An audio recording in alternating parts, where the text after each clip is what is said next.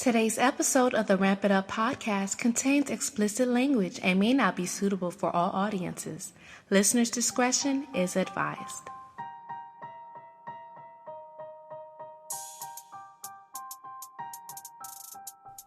Ladies and gentlemen, you are listening to the Ramp It Up podcast with your host, Lew Shomer. Are you ready to ramp it up? Ramp it up, ew! Hey, yo, ramp it up, B. Girl, ramp it up! Ramp it up! The Ramp It Up podcast. Hey, you need to ramp it up. Ramp it up. On this episode of the Ramp It Up podcast, I am joined by Lew Shomer, chairman of the Abilities Expo coming to Miami the weekend of November 4th through the 6th.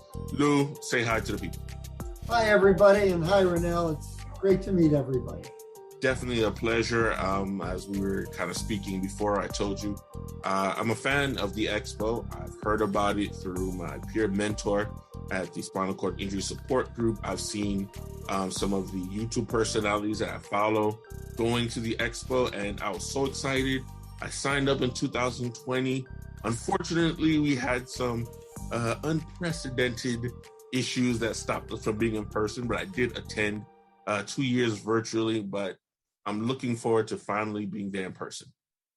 Well, we're glad, and I'm really glad you had the experience to see us on a virtual basis, because the virtual worked well for us when there was no physical expos.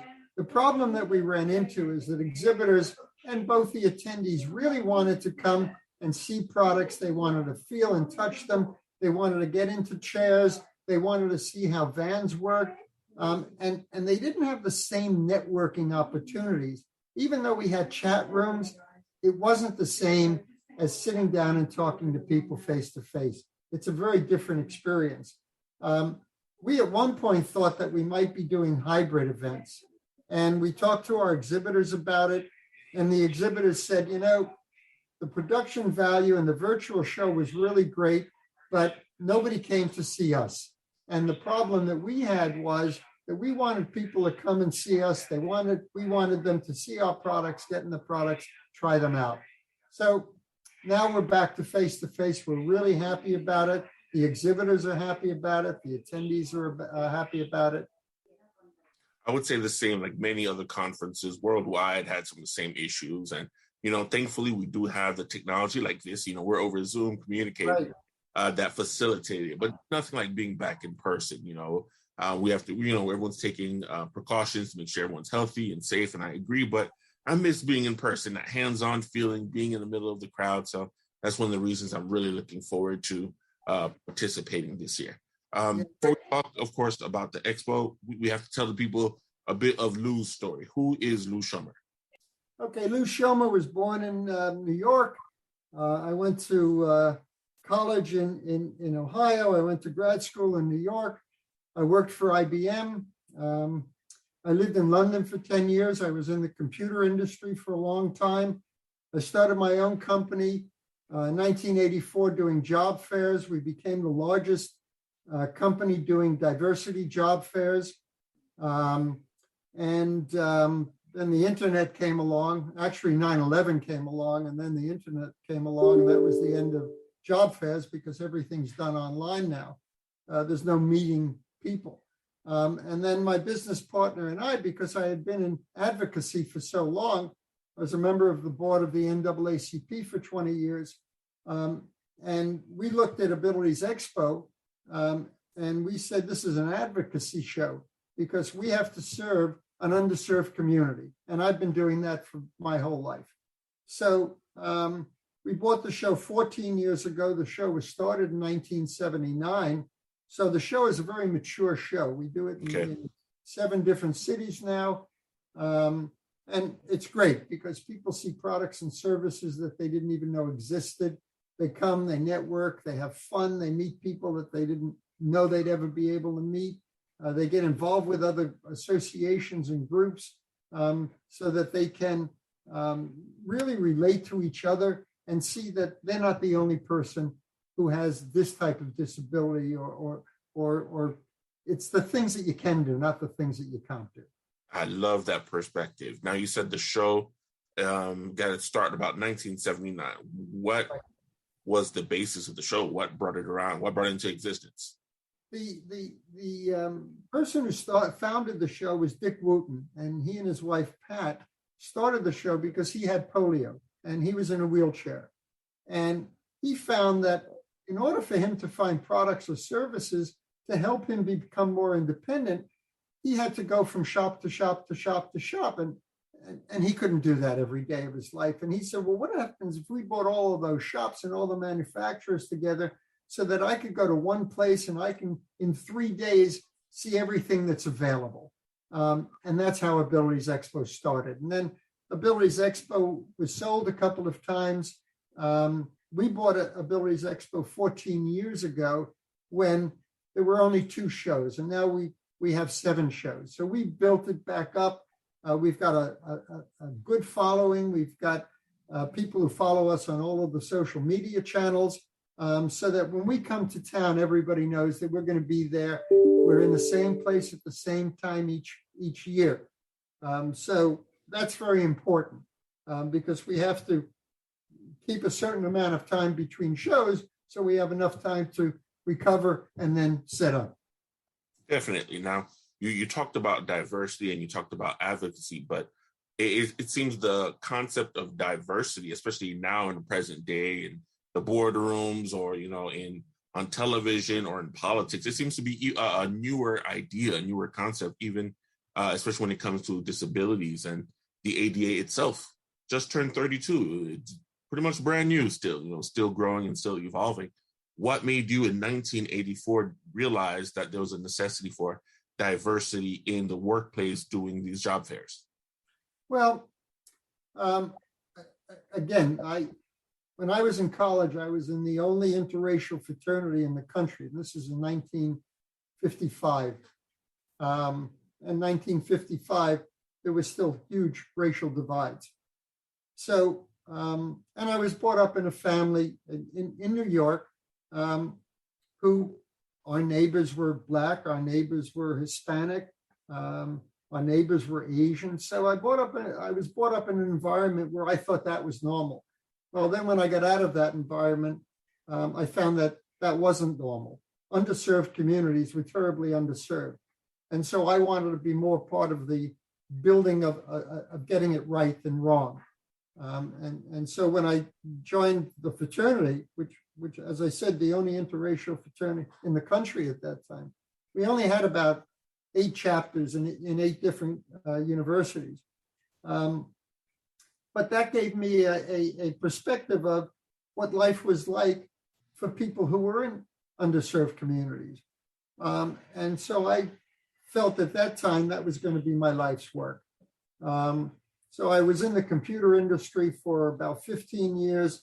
And then when I got into the job fair business, a lot was done with affirmative action. And a lot of our customers were aerospace manufacturers and technology companies, because I was in Los Angeles.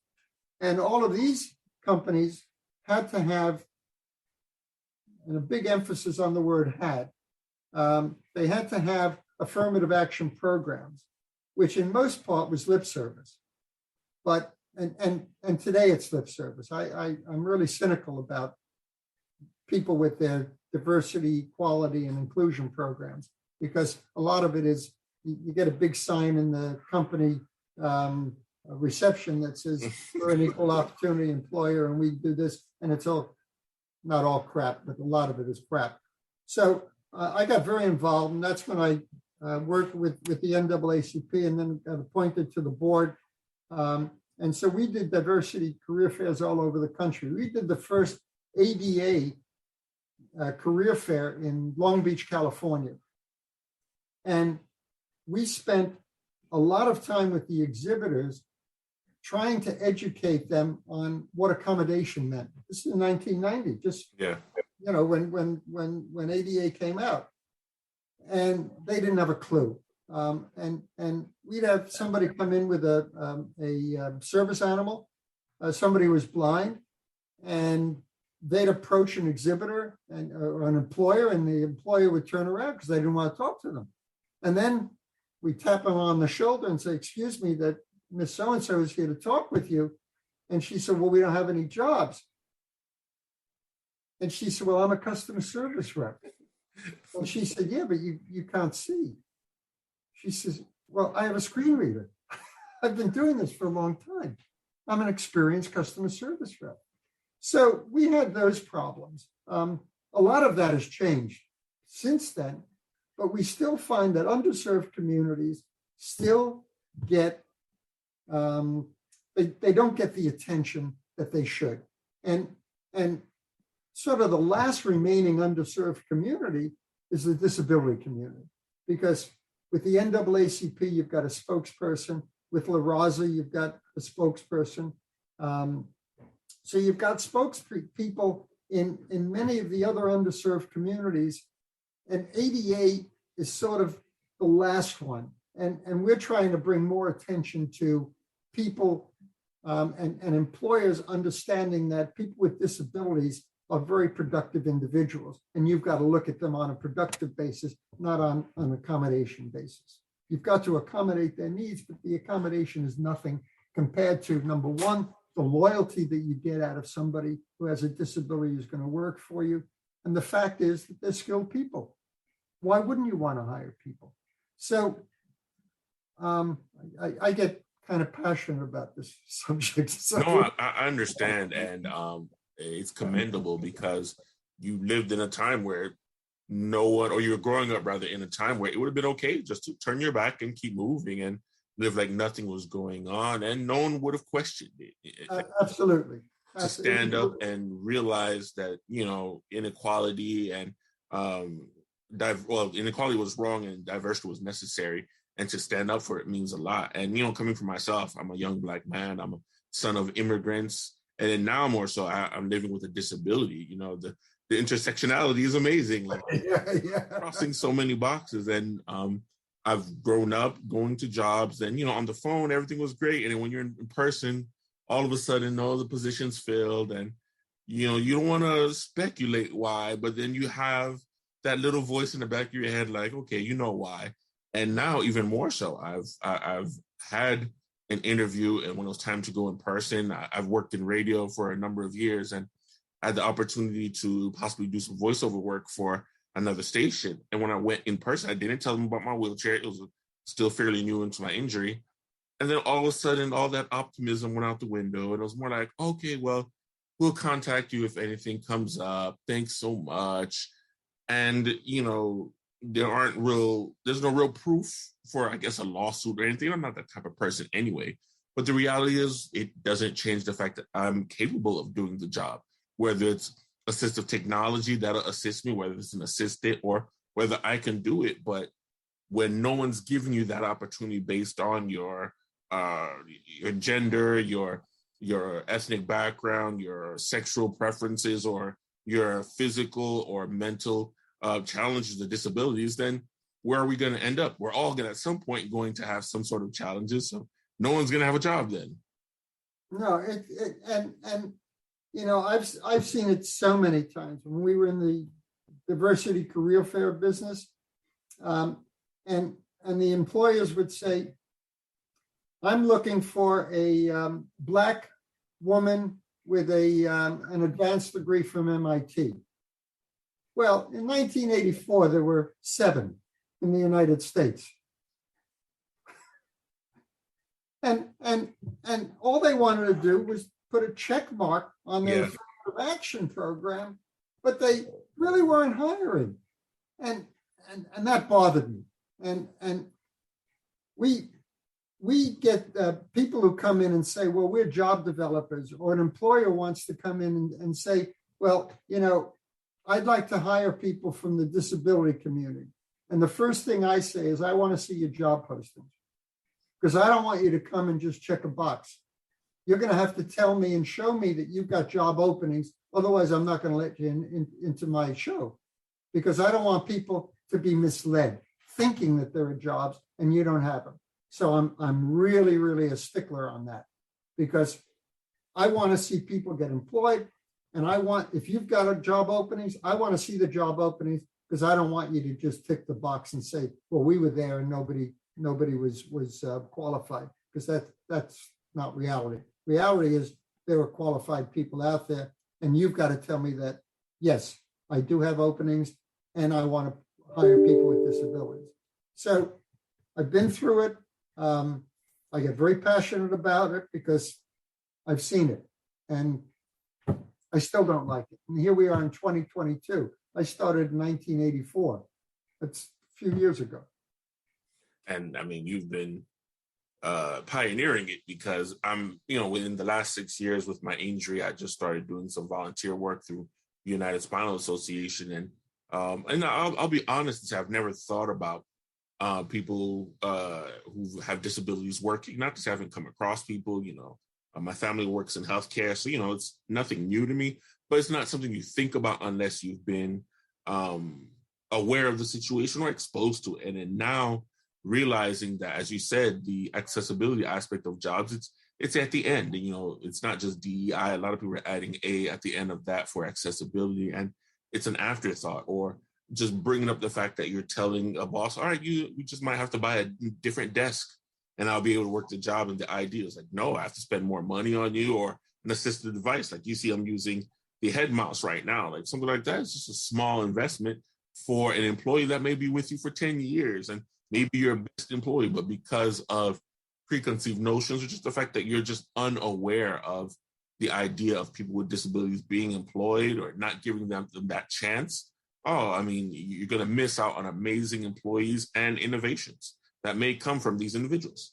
I think you mentioned a very important subject, and that's knowledge. And most people don't have any knowledge of disabilities. And we try and do some of that in our workshops.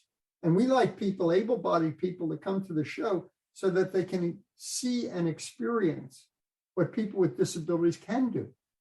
And it's lack of knowledge. That's really why people don't like any race or ethnicity or whatever it is. It's all lack of knowledge. And so we believe that the only way that you solve that is to give education and training to people so that they understand.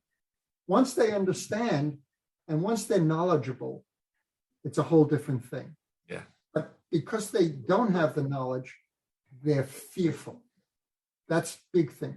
How do I say hello to somebody who's in a wheelchair? Do I kneel down? Do I bend down? Do I shake hands with somebody who can't shake hands with me? Do I tap them on the shoulder? What do I do? And you've been through this, right?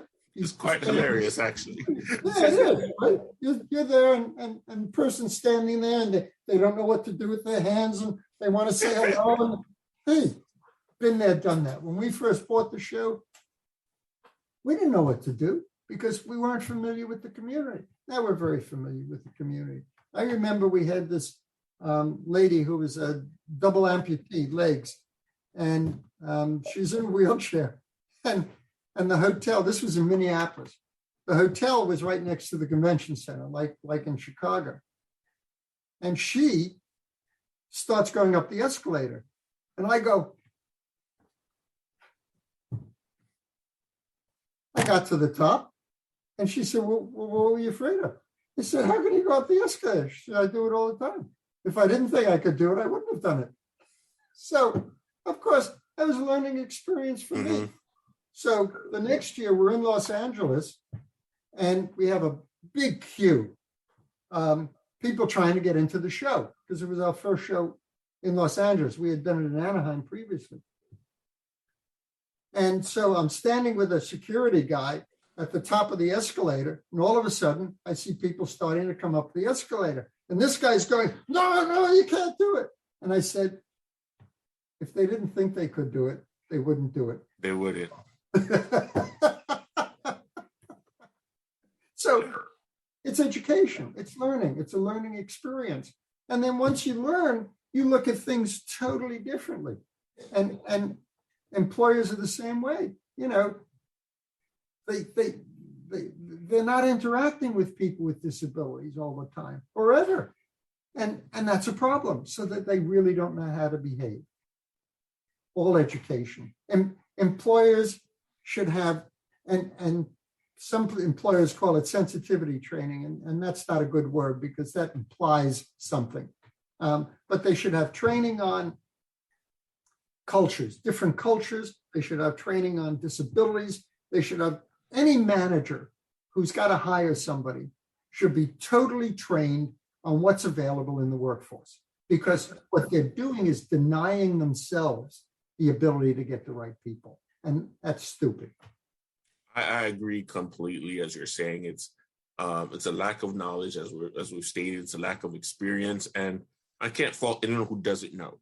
I will fault you if the information is available and you're willfully avoiding it, or you're just not learning from it. As you said, I've had so many strange interactions, and it's funny, and you're in a good mood, so you laugh it off. And other times where if I happen to be out shopping and my aide is with me, and someone will come up to her and be like, "Is it okay if I talk to him?" And my aide and I look at each other like, "What the heck is wrong with this person?" Like, "Hi," like, say what you know. And I'll say about 60% of the time, I make it a learning experience for the person. Or if they come up to you and like, "What's wrong with you?" I'm like, "Well, that's not how you ask a question." So, you make it a learning experience, because in reality, yes, it can be shocking to someone, or it can be off-putting because it's not their norm. It truly is. Even myself in therapy, as much as I've gone to work with my mother or been around people in nursing homes, it still was a shock to see younger people, people my age and younger in wheelchairs or who are amputees. So yeah, it was a bit of a shock. But then I think once you look past it, now don't ignore my chair. I've always hated it when people say, "Oh, I'm colorblind. I'm blind to color." I'm like, that's stupid. Don't ignore it. Acknowledge it, learn from it. And so don't ignore my chair. My chair is here. It's a big part of who I am. It's how I get around, but it's not me. I'm Ronell in my chair. My chair, I remember somebody said, "I'm in my chair. My chair is not on me." I'm the person. Once you get past the fact that, hey, that's how I get around, I'm cool. And the funny thing about it is kids tend to be more understanding than adults. Yes. Kids come to me just completely fascinated. They ask me a couple questions. Cool. And everything's fine. And they're off, while the adult is off in the corner kind of staring at you awkwardly. So it's interesting just to say it. And, I don't expect it to be resolved in a day, but I guess it's good to know that folks like yourself are pioneers, and they're still in this game, and they're still working and advocating and paving the way for folks like myself and others who are taking up the mantle and joining. And I guess that brings us to Abilities Expo. In a couple lines, what would you say is the mission of the Abilities Expo? To provide information and services so that people can become more independent and have more self-reliance. That's my elevator speech, because and you come to Abilities, and like one of our ads says, "I come for the products, but I stay for the fun." When we watch people going up in the climbing wall, and you can do it as a para, you can do it as able-bodied, you can do it as a quad, because you get in halters and you go up and you ring a bell, whether it's by your teeth or your hands. The achievement is fantastic. I want to see it. People just love it, and they never thought they'd be able to do that in their life. So they go home and they feel good about themselves, more self-worth, more self-reliant. If I can do that, I can do this. And that's the whole thing. Because now I'm exposing you to a world that you didn't think existed. And we've got a couple of stories. It's interesting. I had a friend over with my family, my nephew, his wife, his two girls, and my neighbor, who's a doctor, and a friend of ours who was in a wheelchair. She was a paraplegic, auto accident, spinal cord. And so one of the girls, who was 8 years old, says, "Oh, well, how are you going to get home?" And she said, "Well, I'm going to drive." And she said, "Well, but you're in a wheelchair." She said, "Well, I drove here. I assume I can drive home." So we had to go outside, and we had to show everybody, including the doctor, how Audie open the car door in her chair, she'd transfer in, take off one wheel, put it in the back, take off another wheel, put it in the back, fold the seat, put it in the back, sit in the car, ready to go. And they were amazed because they never saw it before. So how can somebody in a wheelchair drive? Again, a learning experience. Yeah. So that was really good for them. So, we see these things all the time. And that's the benefit of going to the show. We've always heard from people who come to our show the first time, somebody has a spinal cord injury. First thing is, and they've told us the first year they're in denial. I'm going to walk again. This didn't happen to me. All going to happen.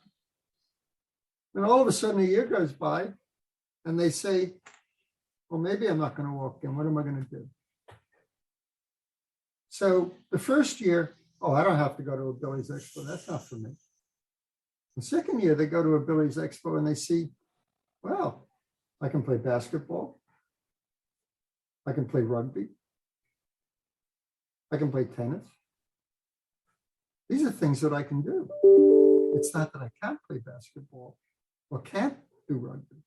So their outlook on life changes. And when their outlook on life changes, everything changes. It changes for them. It changes for their caregivers. And that's the benefit of Abilities Expo. We actually do change lives.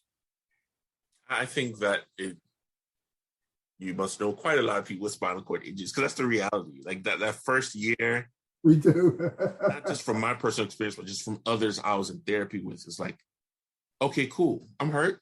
All right. I'm just going to go to the gym every day, eat right, do therapy, and I'll be good in like a year and a half. And then when that time passes, you're like, okay, well, I haven't done this in a while. Well, let me figure out what can I do just in case. Worst case scenario, I'll just use this short term. And then, next, I'm not saying you give up hope, but you realize that you have to keep living. So you have to figure out how to cook with your injury, how to drive, or how to maneuver your chair, or how to fix your own chair, different things like that. And I know some of my compatriots from therapy, he was one in particular. He was just like, no, I'm not going to any of these expos. I'm not going to any of these events. You guys have accepted you're like this forever, not me. And, we had a few talks and I had to tell him, well, look, life isn't going to wait for you. You have the option of figuring out how to still have fun now, or how to be productive, or how to live as independently as you can now. And then great, if the miracle happens, cool, I'll accept it. But in the meantime, you got to figure out how to do what you got to do. And you still got to socialize. And thankfully, in the last 2 years or so, he's, turned a new leaf and, he's been way more active. But it's a reality. I'm like, yeah, I want to be able to drive a stick shift with both feet and do my thing. But in the meantime, if I can figure out how to drive an automatic as a quad right now, I'll do it. I'll still be able to be as productive. And the reality is someone can use me as an example, because I think that's how I've got to where I am. Looking at some of the videos of the YouTubers or folks that I know from therapy who've gone to Abilities Expo, who just do their own personal videos.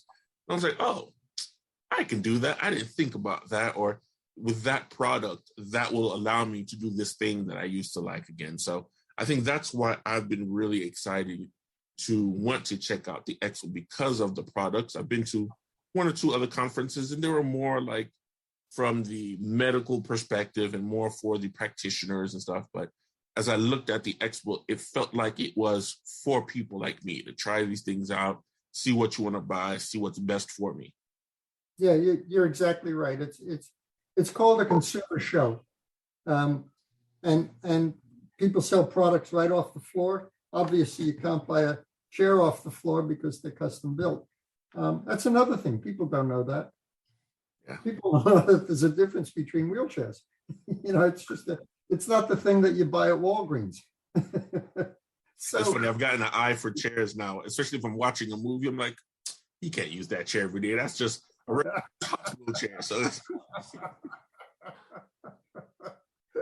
yeah. And then seats. And then we work with a with one of the associations that usually comes to our shows called NCART, which is for complex rehab. And they do a roll on Congress every year, usually in September. They just did it a couple of weeks ago.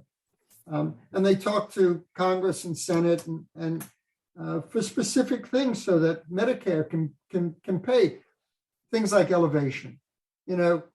Oh, yeah. And Medicare, you got senators who are making decisions on Medicare, whether or not elevation is a luxury or a necessity. I'm fighting that right now. I'm trying to get my new chair, and I want the standing. It's a battle. And you know, we go and when we do the roll on, well, we haven't done it for 3 years because of the pandemic, but they don't understand that somebody who's able to go eye level has a greater degree of self-confidence, because now I'm eye to eye with you. I'm not looking up at you, and you're not looking down at me. And Medicare says it's an accessory, a luxury, not a necessity. Yep, not medically necessary. So those are things that we and we're very much involved with NCART and our RTS to help get that through, because that's important, and we see it.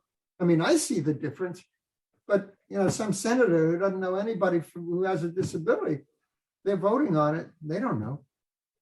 So those are things we do, and obviously you know you're going through it, you understand it. Yeah. But does Ted Cruz understand it? We've often said we need to get a few of the politicians and strap them into chairs for a day or two, just to give them the smallest, minute idea of what it's like. And my big thing is transportation, like the local transportation.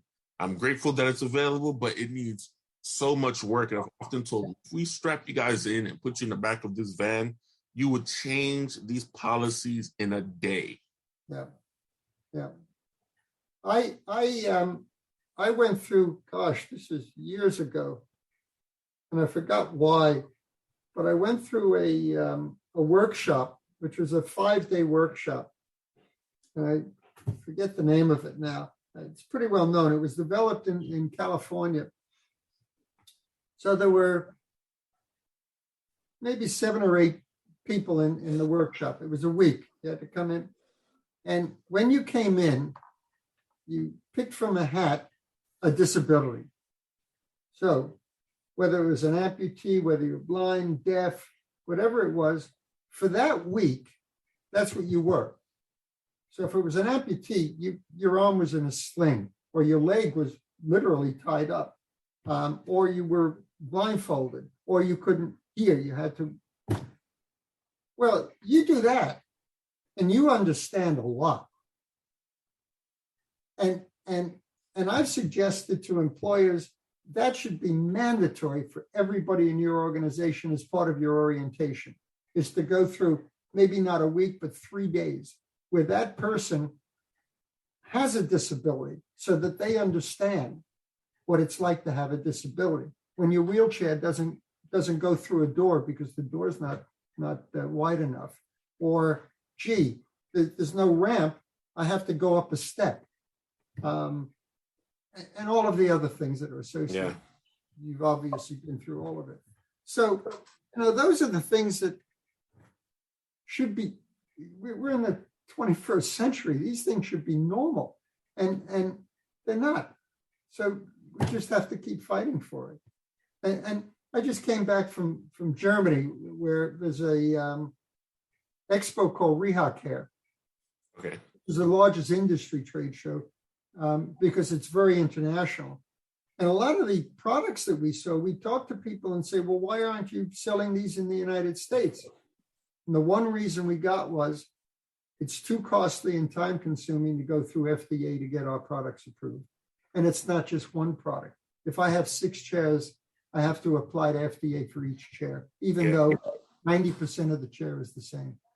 So, you know, those products aren't available, and they're great products. Yeah, I've seen that in my research, yeah. China's got a product where they have solar panels that drive the chair. You don't need batteries. That's cool. Especially in South Florida, that'd be good. Yeah, or California. You go out in the street and solar panels drive the chair. And then you have a small battery so that inside you can still drive the chair. But, we don't see it here because FDA, too much money, too much time. The bureaucracy that's in healthcare, it sucks. Yeah. So now I know why I want to go to the Abilities Expo. I know why my caregiver might want to go. I know why therapists may want to go. But why should the everyday average person or just a friend of mine or a parent want to go to, or even kids want to go to the Abilities Expo? Because they'll learn. And they'll see people who are enjoying themselves, not people who are saying, I'm a victim. So, and especially kids, we see families come in and mother, father, 2 able-bodied kids, and a kid with a disability. And they're a family unit. Those able-bodied kids treat the kid with a disability as if it were able-bodied. There's a guy by the name of Aaron Fotheringham. You know who Aaron Fotheringham is? No. You ever watch Exports? Yes. And I believe he was just on America's Got Talent. Oh, okay. Aaron goes down a ramp and does a triple somersault in his chair. Spina bifida from birth. And we found Aaron when he was 17 years old. So now he's 31.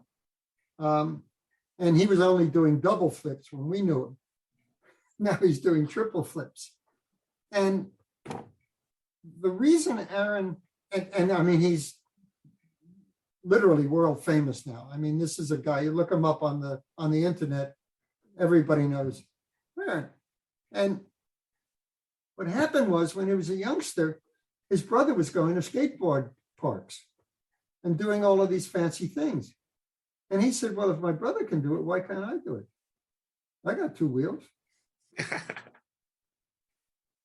So look up Aaron Fotheringham. I'll make sure to do that. That's it's cool.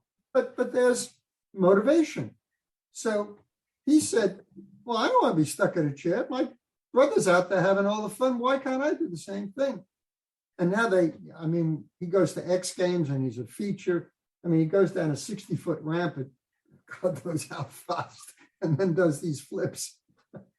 And, I'll say that to anyone listening as well, because if you're having any hesitation to go on something like the Abilities Expo, especially coming up in November in Miami, but it's eye-opening, because without seeing videos of past expos and people who've gone, you wouldn't think certain things are possible. And like you're using Aaron as the example, if I didn't see someone using one of the all-terrain wheelchairs, that's where I first saw it. I saw it on a video of one of the guys testing them out at the Abilities Expo. And since then, I've been trying to find one to test out for myself. And that's where I saw the rock wall. And I've done rock walls a few times prior to my injury. So I was like, wow, can I still do it? Like, I want to figure out.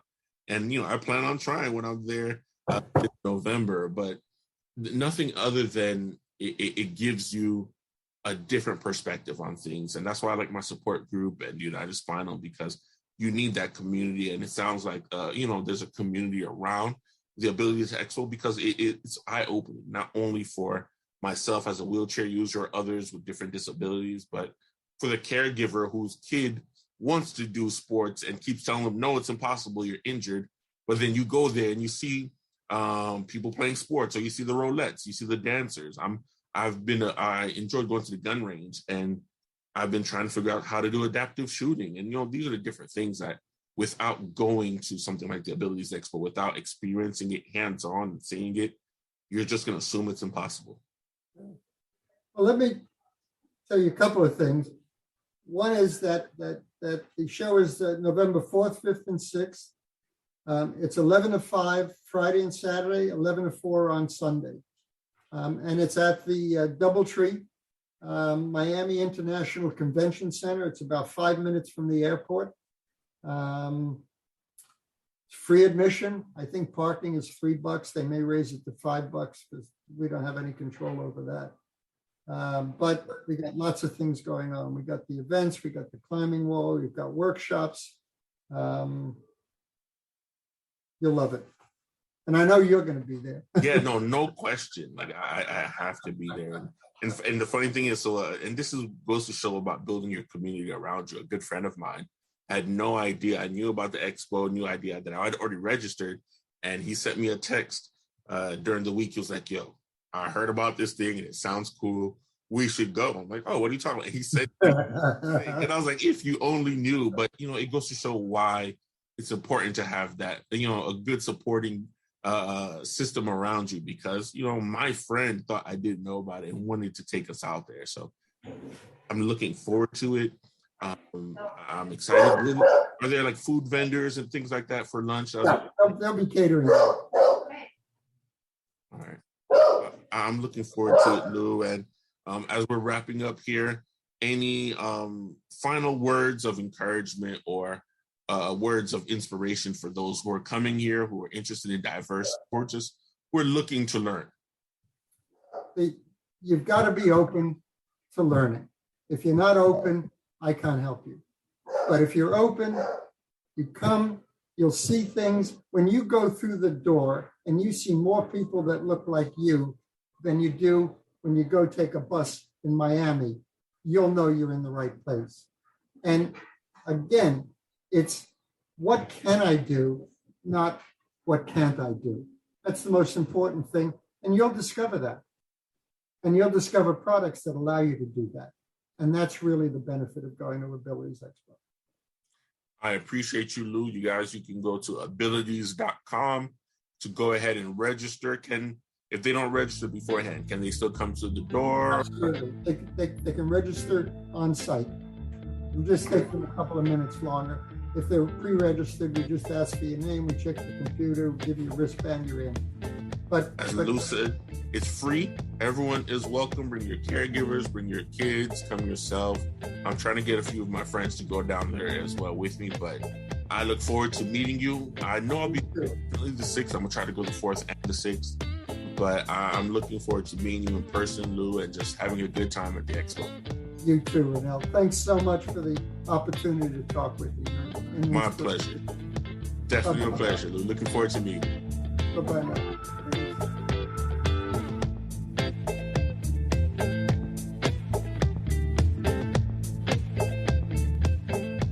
Thanks for tuning in to the show. Connect with the podcast on social media. Check out our Instagram page at ramp.it.up.podcast or email us at rampituppodcast@gmail.com. Until next time.